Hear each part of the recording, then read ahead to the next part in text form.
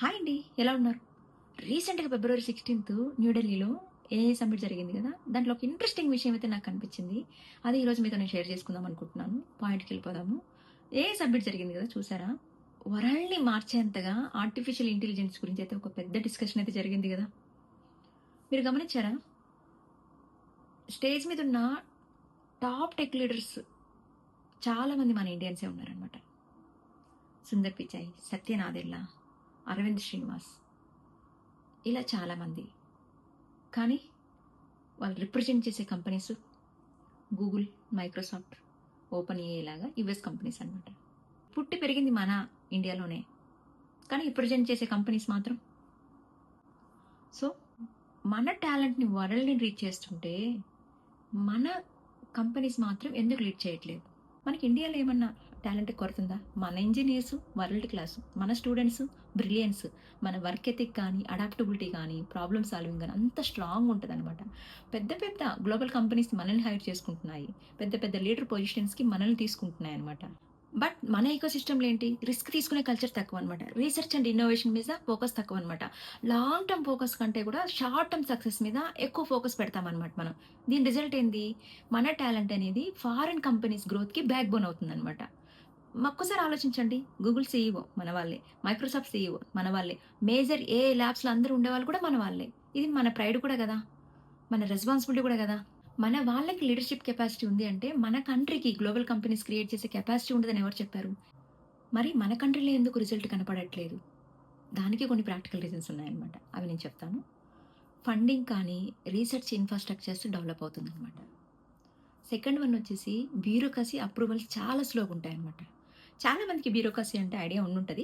Idea లేని వాళ్ళ కోసం చెప్తున్నాను. ఫర్ ఎగ్జాంపుల్, మనం ఏదైనా స్టార్టప్ కంపెనీ పెట్టామనుకోండి, దానికి 1,00,000 అప్రూవల్స్ కావాలి. అక్కడి నుంచి ఒక అప్రూవల్, ఇక్కడి నుంచి ఒక అప్రూవల్, అవి చాలా స్లోగా ఉంటాయన్నమాట. థర్డ్ వన్ వచ్చేసి ఇన్నోవేషన్స్ కంటే కూడా సేఫ్ కెరీర్ ఆప్షన్స్ మీద ప్రెజర్ ఎక్కువ ఉంటుంది అనమాట. దీనికైతే బెస్ట్ ఎగ్జాంపుల్ చెప్తాను. ఫర్ ఎగ్జాంపుల్, నేను ఏదైనా రిస్క్ చేయాలనుకుంటే కూడా మా పేరెంట్స్ కానీ, అందరు కాదు, కొంతమంది ఎలా ఆలోచిస్తారంటే, ఎందుకమ్మా రిస్క్లన్నీ, ఏదైనా స్టేబుల్ జాబ్లో ఉండి సెటిల్ అయిపో, మంచిగా శాలరీ వస్తుంది, గవర్నమెంట్ జాబ్ చూసుకో, ఈ సాఫ్ట్వేర్ జాబ్ ఎప్పుడు ఉంటుంది, ఎప్పుడు పోతుందో, అదొద్దు ఇదొద్దు అని చెప్పేసి ఎలా అంటే సొసైటీ కానీ, పేరెంట్స్ కానీ, వీళ్ళందరి నుంచి కొంతవరకు డిస్కరేజ్మెంట్ అనేది వస్తుంది అనమాట మనకి. సో దాన్ని బట్టి మనం ఎక్కడ కూడా రిస్క్ చేయాలని ఆలోచించాం.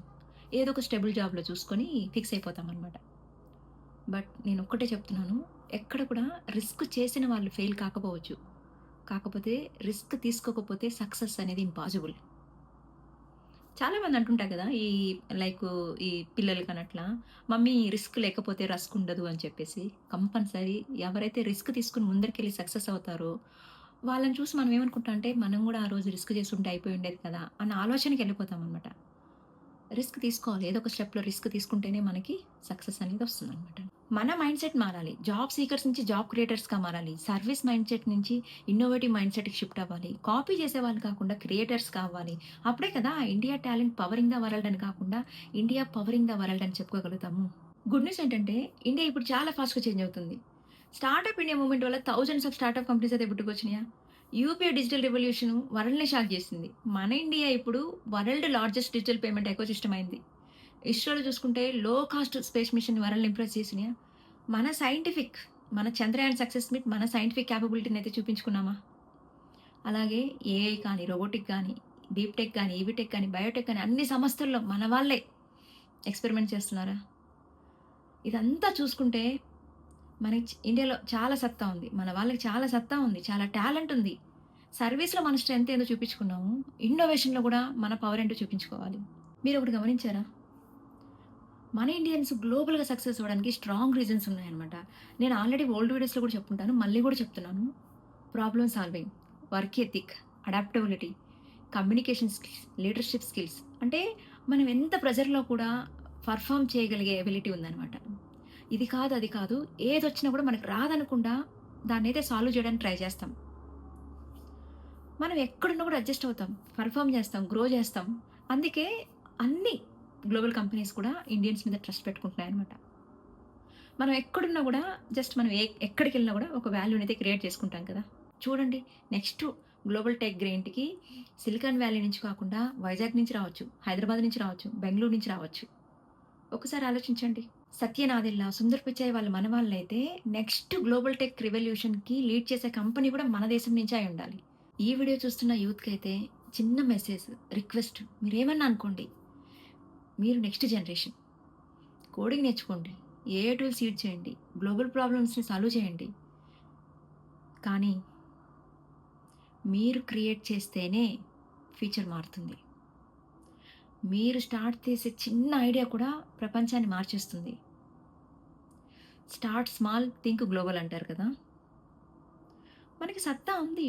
మన యూత్ కాదు, మన ఇండియన్స్‌కి చాలా టాలెంట్ ఉంది. దాంట్లో స్పెషల్లీ ఎందుకు యూత్ అంటున్నానంటే, మీరిప్పుడు చేసే ప్రతి ఒక్కటి కూడా మన ఫ్యూచర్, వచ్చే ఫ్యూచర్‌కి చాలా రీరైట్ అవుతుందనమాట అది. ఎగ్జాంపుల్‌కి ఒకప్పుడు గూగుల్ కానీ, మైక్రోసాఫ్ట్ కానీ అవన్నీ కూడా ఉండే చిన్న చిన్న షెడ్‌లో స్టార్ట్ అయినాయి. ఈరోజు గ్లోబల్ కంపెనీస్ అయినాయి. సో, ఈరోజు మీరేసే ఒక స్టెప్ కూడా అది చాలామంది రిస్క్ అనుకుంటారు. కాకపోతే ఒక్కొక్క టైంలో రిస్క్ అనేది బిగ్ సక్సెస్‌ని చూపిస్తది. ఒక్కొక్క టైంలో రిస్క్ అనేది సేఫ్ కాదు.